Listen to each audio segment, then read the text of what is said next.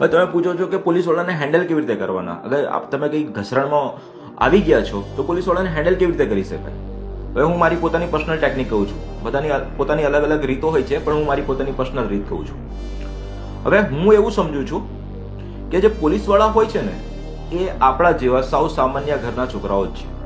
તમે જોયું છે કોઈ પોલિટિશિયન હોય, કોઈ નેતા હોય, કોઈ બિઝનેસમેન હોય કે આમ હાઈફાઈ પાર્ટી છે ને એના દીકરાઓ કંઈક પોલીસ કર્મીઓ તરીકે જોડાયા છે? નથી જોતા. મોટા ભાગના કેસીસમાં સૌ સામાન્ય પરિવારમાંથી આવતા લોકો જ પોલીસ કર્મી તરીકે જોડાતા હોય છે. તો આમાં તમારે એક ટેકનિક યુઝ કરવાની છે. સપોઝ કે તમારે ટ્રાફિકનો પ્રોબ્લેમ થયો છે, તમારી પાસે નથી હેલ્મેટ, નથી તમારી પાસે ડ્રાઇવિંગ લાયસન્સ ને નથી પીયુસી, નથી ઇન્સ્યોરન્સ, તમે આવી બધી પરિસ્થિતિમાં ફસાયા છો અને પોલીસવાળા તમને પકડે છે ને તમને એમ વાત કરે છે કે ભાઈ આ બધી વસ્તુ લાવો હું તો દંડ કરીશ. ત્યારે તમારે એમની સાથે ઘસરણમાં નથી ઊભું થવાનું. તમારે તમારો મોબાઈલ કાઢીને એમનો ફોટો પાડવાનો ને એમનો વિડીયો કરવાનો ને એમની સાથે જીવાજોડીમાં પડવાનું. આ તમારી ભૂલ છે. એના કરતાં સિમ્પલ વાત છે. પોલીસ કર્મીને કહેવાનું છે કે દાદા મારાથી ભૂલ થઈ ગઈ છે, આ હું માનું છું કે આ નિયમ ભંગ થયો છે, હું સ્વીકારું છું, તમે કહેશો ને હું દંડ ભરી દઈશ. પણ એક જરાક મારી વાત ધ્યાનમાં રાખો, હું સાવ સામાન્ય ઘરનો છોકરો છું, બરાબર? મારી પાસે એવા બધી આવક પણ નથી, એવા બધા સાધન પણ નથી ને હું તમારો આવડો મોટો દંડ ભરી શકું એવી બધી કેપેસિટી પણ નથી ધરાવતું. થોડીક મારા પર દયા કરજો.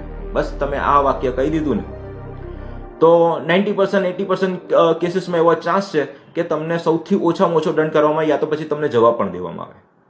મારી સાથે આવું ઘણી વખત થાય છે. હું આજ કરું છું કે હું તો સાવ સામાન્ય વકીલ છું, દાદા જે થઈ ગયું છે તે થઈ ગયું છે, હવે તમે કહેશો એ દંડ ભરી દઈશ. મોટાભાગના કેસીસમાં મારો બચાવ આવી રીતે થતો હોય છે. એવું નથી કે હું દંડ નથી ભરતો, નિયમ પ્રમાણે કદાચ કંઈ વસ્તુ થતું હોય તો હું ભરી પણ હું આ જે કાર્ડ છે એને પ્લે કરું છું.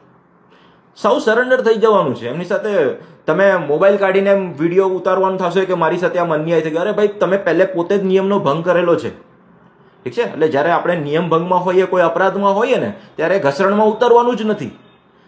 ટ્રાય કરવાનું છે કે મેટર ઠંડી થાય, સપોર્ટ કોઓપરેટ કરવાનું છે એમની સાથે, ઠીક છે? તો આનાથી મેટર સોલ્વ થવાની ઘણી સંભાવનાઓ હોય છે. કારણ કે હું માનું છું કે પોલીસ કર્મી તરીકે એવા લોકો જોડાય છે જે આપણા જેવા સાવ સામાન્ય ઘરના છોકરાઓ હોય છે, એ લોકો જ પોલીસ કર્મી તરીકે જોડાતા હોય છે. કોઈ મેં નથી જોયા કોઈ નેતાના છોકરા કે બિઝનેસમેનના દીકરાઓ કંઈક પોલીસ કર્મી બનીને કંઈક દાગ જમાવવાની કોશિશ કરતા હોય, એવું બધું મેં નથી જોયું.